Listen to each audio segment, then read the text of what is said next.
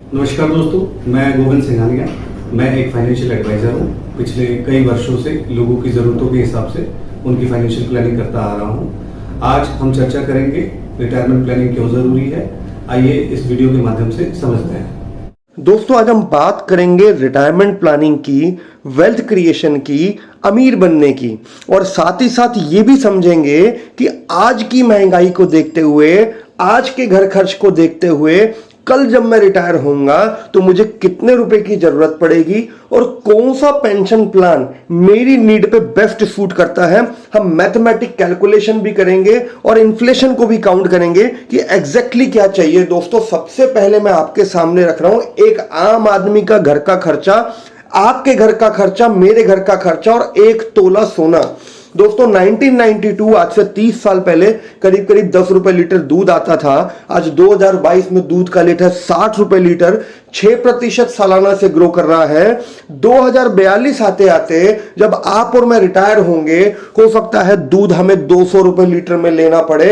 अगर मैं एक आम आदमी के खर्चे की बात करूं, 30 years back it was close to 3000 rupees. आज आपके मेरे दिल्ली मुंबई जैसे शहर में आम आदमी का किचन का खर्चा 50,000 रुपए महीना है। सालाना 10% से ग्रो कर रहा है। It is expected to touch 4 lakh monthly basis by 2042।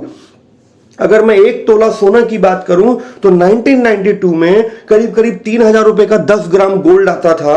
आज 1 तोला सोना 50,000 रुपए का है। आज 10% की सालाना ग्रोथ है इसमें, इन्फ्लेशन। और 2042 जब आप और मैं बुजुर्ग हो जाएंगे, हमारे बच्चों के शादी ब्याह होंगे, नाती पोतों का बर्थडे होगा, तब हो सकता है हमें 1 तोला सोना 4 लाख रुपए में खरीदना पड़े।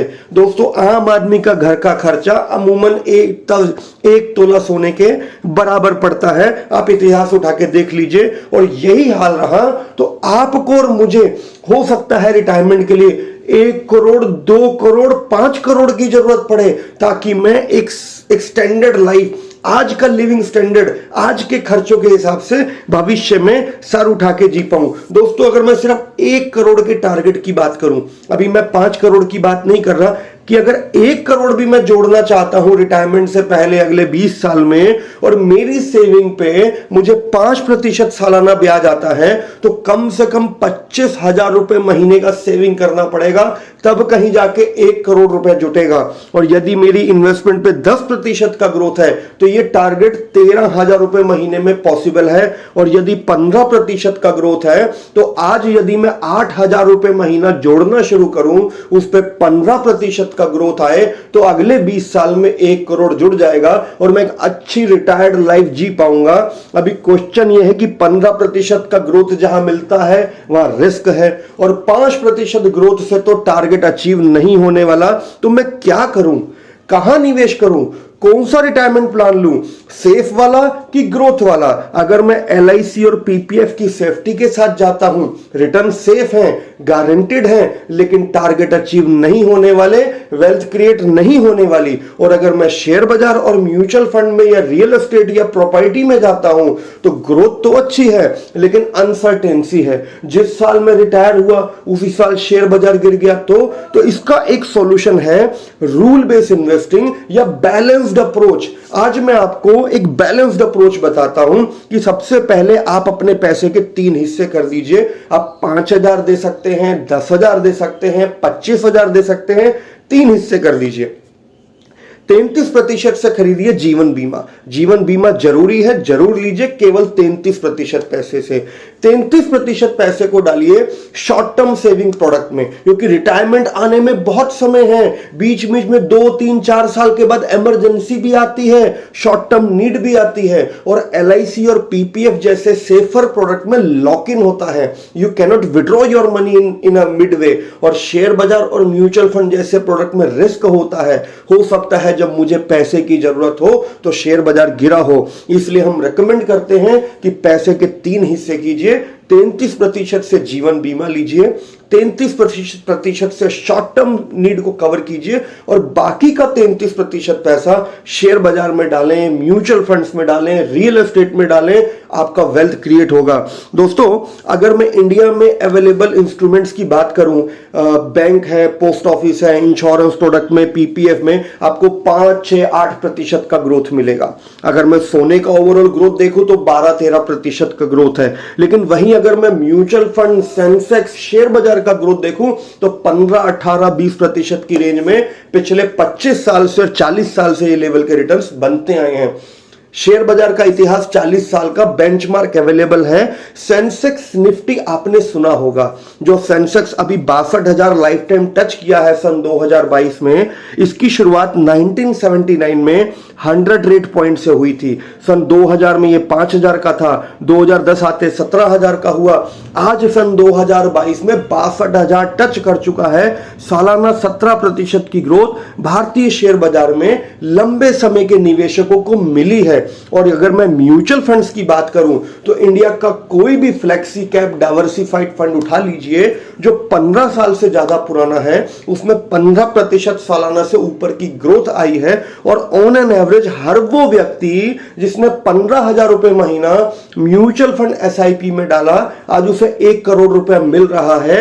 ये हो चुका है, आप इंटरनेट पे सर्च कर सकते हैं। तो मैं फिर वही बात बोल रहा हूं, अगर मैं 5, 10, 15% की ग्रोथ लूं, मान लीजिए आप 10,000 रुपए महीना दे सकते हैं कि भाई हम तो नौकरी करते हैं, इतना ही हम पे बचता है। यदि 5% सालाना ग्रोथ आपके 10,000 रुपए महीने पे आती है तो अगले 20 साल में आपका पैसा बनता है 41 लाख रुपीस। और यही ग्रोथ रेट यदि 15% होता है तो आपका पैसा बनता है 1.25 करोड़। अब क्वेश्चन फिर सेम है कि 5% ग्रोथ पे वेल्थ क्रिएट नहीं हो रही, 15% ग्रोथ पे रिस्क एसोसिएटेड है। तो अगर मैं बैलेंस्ड अप्रोच लूं, कुछ पैसा एलआईसी में, पीपीएफ में, बैंक में रखूं, कुछ पैसे से म्यूचुअल फंड लूं, कुछ पैसे को गोल्ड में रखूं, कुछ रियल एस्टेट में डालूं, तो एक 10% की स्टैंडर्ड में बैलेंस्ड ग्रोथ मान के चलूं तो 10,000 रुपए महीना अगले 20 साल में 72 लाख के लगभग बन सकता है।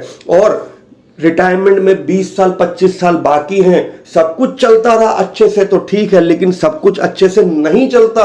कभी कभी लाइफ में फेलियर आता है। अगर प्लान ए फेल हुआ तो what is plan B? Emergency तो कभी भी आ सकती है ना। कोरोना हमने खुद ने देखा है, दुकान बंद हो गई, धंधा मंदा हो गया, नौकरी छूट गई, एक्सीडेंट हो गया। तो जो शॉर्ट टर्म सेविंग में आप 33% या 25% पैसा रखेंगे वो आपको इमरजेंसी में फायदा देगा। साथ ही साथ जो शॉर्ट टर्म नीड आती हैं, बच्चे का स्कूल एडमिशन, कॉलेज एडमिशन जैसे मिड वे के खर्चे आसानी से पूरे हो जाएंगे। और भगवान ना करे हम ही नहीं रहे, मैं रहा तो बहुत पैसा जोड़ूंगा, पेंशन की किटी बड़ी बन जाएगी, लेकिन नहीं रहा तो बीवी बच्चों को तो आज ही पेंशन चाहिए। तो जो 33% या 25% पैसा मैंने बोला जीवन बीमा कंपनी को दो, लाइफ इंश्योरेंस खरीदो ह्यूमन लाइफ के हिसाब से, वो आपकी फैमिली को एक क्लेम मिल जाएगा तो परिवार सर उठा के आपके बगैर भी शान से जी पाएगा। तो पैसे के 3 हिस्से कीजिए, 33% से लीजिए life insurance as per your human life value, सालाना आमदनी का 16 गुना। 33% से कीजिए शॉर्ट टर्म और इमरजेंसी की प्रोटेक्शन और बाकी के पैसे को डालिए शेयर बाजार में। दोस्तों, एलोकेशन 33, 40, 50% अलग अलग सेगमेंट में हो सकता है, परंतु यदि सच में सर उठा के शान से जीना है वृद्धावस्था में, गाड़ी बंगला बैंक बैलेंस मेंटेन करना है, तो पेंशन प्लान मत कीजिए, पेंशन की प्लानिंग कीजिए, कंप्लीट पोर्टफोलियो लीजिए, अपने फाइनेंशियल एडवाइजर से बात कीजिए और एक अच्छा रिटायरमेंट सॉल्यूशन लीजिए। थोड़ी सी कॉस्ट कटिंग कीजिए, 10, 15, 20% पैसा आप स्पेयर कीजिए, आपकी लाइफ के सारे फाइनेंशियल टारगेट इजीली अचीव हो सकते हैं। आप एक अपने फाइनेंशियल एडवाइजर को बुलाइए और आज डिस्कस कीजिए। दोस्तों, ये वीडियो ट्रेनिंग प्रेजेंटेशन सिर्फ हमने ट्रेनिंग और अवेयरनेस के लिए किया है। हम किसी भी कंपनी के किसी भी प्रोडक्ट का एंडोर्समेंट नहीं कर रहे। Mutual fund investment are subject to market risk and insurance is subject matter of solicitation. Thank you. आशा करता हूं दोस्तों मेरा ये वीडियो आपको पसंद आया होगा। इस वीडियो में रिटायरमेंट प्लानिंग जरूरी क्यों है, लगभग सारे टॉपिक्स कवर किए गए हैं। मेरा ये विजन है इस वीडियो के माध्यम से कम 1 लाख लोगों को मैं रिटायरमेंट प्लानिंग के लिए एजुकेट कर सकूं। भविष्य में भी आपको इसी तरीके की इंफॉर्मेटिव वीडियोस आती रहें, उसके लिए नीचे दिए गए बेल आइकन को प्रेस करें, इस वीडियो को ज़्यादा से ज़्यादा लाइक करें और शेयर करें।